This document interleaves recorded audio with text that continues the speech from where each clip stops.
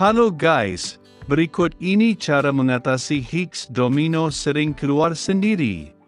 Nah, tidak hanya permasalahan di game saja, terkadang di aplikasi seperti Facebook, WhatsApp dan aplikasi lain. Tidak menutup kemungkinan tiba-tiba berhenti sendiri.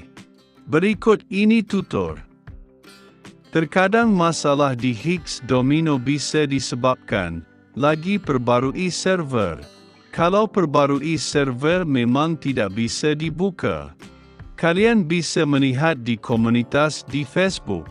Terkadang di situ kita bisa mengetahui informasi. Kalau masalah di HP kita, masih bisa diatasi. Kalau HP tidak pernah dimatikan, bisa menyebabkan aplikasi lemot atau error. Kalian matikan HP sebentar, lalu dihidupkan ulang. Setelah itu kalian coba buka Higgs Domino, apakah bisa atau tidak? Terkadang Higgs Domino ini tergantung jaringan. Kalau jaringan di HP kita tidak stabil, otomatis akan keluar dari permainan. Nah, saya sendiri sering mengalami di jaringan tidak stabil. Langkah selanjutnya, Higgs Domino ini terkadang ada update atau perbarui aplikasi.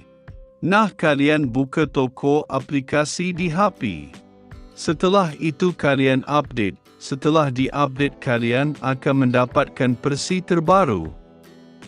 Kalau kalian mengalami lemot ketika bermain game, nah bisa disebabkan penyimpanan internal di HP mulai penuh. Kalian coba hapus aplikasi yang tidak digunakan, atau hapus cache. Setelah itu kalian cek penyimpanan di HP. Terkadang sebagian aplikasi kalau penyimpanan di HP hampir penuh, memang keluar sendiri.